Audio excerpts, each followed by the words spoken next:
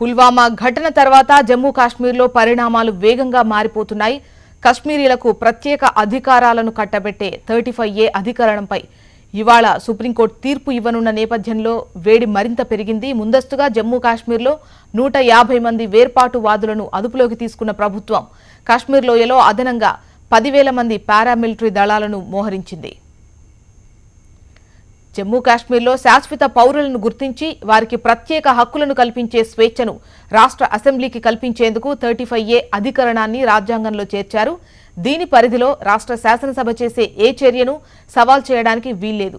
శాశ్వత హోదా ఉన్నవారికి ప్రభుత్వ ఉద్యోగాలు పొందడానికి, రాష్ట్రంలో ఆస్తుల కొనుగోలు చేయడానికి, ఉపకార వేతనాలు, ఇతర ప్రభుత్వ సాయం, సంక్షేమ పథకాలు పొందడానికి అర్హులు. ఇతర ప్రాంతాల వారు వీటికి అనర్హులు. ఇతర రాష్ట్రాల వారిని వివాహం చేసుకున్న స్థానిక మహిళలు కూడా ఇక్కడ ఆస్తి హక్కును కోల్పోవాల్సి ఉంటుంది. ఇలాంటి మహిళల వారసులకు ఇది వర్తిస్తుంది. 35A అధికరణంపై సుప్రీంకోర్టులో విచారణకు సంబంధించినటువంటి వివరాలు శిరీష్ లైవ్ లో అందించేందుకు సిద్ధంగా ఉన్నారు. శిరీష్, సుప్రీంకోర్టు రాజ్యాంగ ధర్మాసనంలో ఆర్టికల్ 35Aకి సంబంధించిన విచారణ అనేది కూడా రానుంది. దీన్ని చాలా మంది కూడా వ్యతిరేకిస్తున్న పరిస్థితి అనేది కూడా ఉంది. కానీ కేంద్ర ప్రభుత్వం మాత్రం దీన్ని ఎట్టి పరిస్థితుల్లోనూ కూడా రద్దు చేసి తీరాల్సిందే, కేవలం కొంతమందికి మాత్రమే ఓటు హక్కును కల్పించే ఈ అధికరణం అనేది ఉండకూడదు అన్న ఉద్దేశంలో కూడా కేంద్ర ప్రభుత్వం వాదిస్తూ వస్తుంది. అయితే దీన్ని ఎట్టి పరిస్థితుల్లో కూడా విచారణకు చేపట్టకూడదు, ఇది స్థానికుల యొక్క అస్తిత్వానికి ప్రమాదకరం అని చెప్పేసి అనేక మంది వాదిస్తున్న పరిస్థితి అనేది కూడా ఉంది. పీడీపీకి సంబంధించిన చీఫ్ మహబూబా ముఫ్తీ, అదేవిధంగా నేషనల్ కాన్ఫరెన్స్ అధినేత ఫరూక్ అబ్దుల్లా వీళ్ళందరూ కూడా దీనిపైన ఎట్టి పరిస్థితులను కూడా విచారణ అనేది కూడా జరపకూడదు.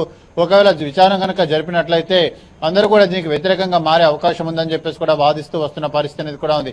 కేవలం 1911వ సంవత్సరం కంటే ముందు అక్కడ స్థిరపడిన వాళ్లకు, లేదా అంతకంటే 10 సంవత్సరాల ముందు అక్కడ ఆస్తి కొనుగోలు చేసిన వాళ్ళకు మాత్రమే స్థానికులుగా పరిగణిస్తారు. అయితే బయట మహిళలను ఎవరైనా అక్కడ పురుషులు వివాహం చేసుకుంటే వాళ్లకు ఇక్కడున్న ప్రయోజనాలన్నీ కూడా వర్తిస్తాయని చెప్పేసి కూడా చెప్పడం కూడా జరిగింది. ఆ తర్వాత అక్కడున్న మహిళలు కనుక బయట పురుషులను కనుక వివాహం చేసుకుంటే వాళ్లకు ఆ హక్కులు వర్తించవు అని చెప్పేసి కూడా చెప్పడం జరిగింది. కానీ దాన్ని తర్వాత కాలంలో కొంత మాడిఫై చేయడం కూడా జరిగింది. కానీ ఇక్కడ భార్యాభర్తలు ఇద్దరికి మాత్రమే అక్కడ స్థానికంగా ఉండే ప్రయోజనాలు లేదా స్థానికత అనేది కూడా వర్తిస్తుంది, వాళ్ళ పిల్లలకు అది వర్తించదు అనేది కూడా ఇందులో అధికరణంలో ఉంది. ఇది తర్వాత కాలంలో కొంత వివాదాస్పదంగా మారడం, ఓటు హక్కు అనేది కూడా కొంతమందికే ఉండడం, వీటన్నిటి నేపథ్యంలో దీన్ని పునఃసమీక్షించాలని చెప్పేసి కూడా కేంద్ర ప్రభుత్వం భావిస్తోంది.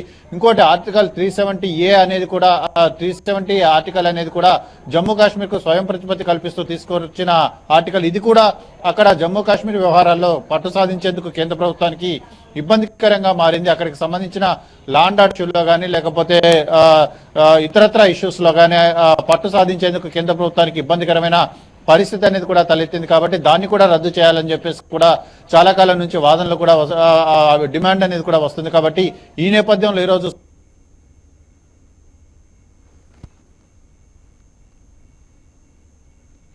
Okay right Sirish.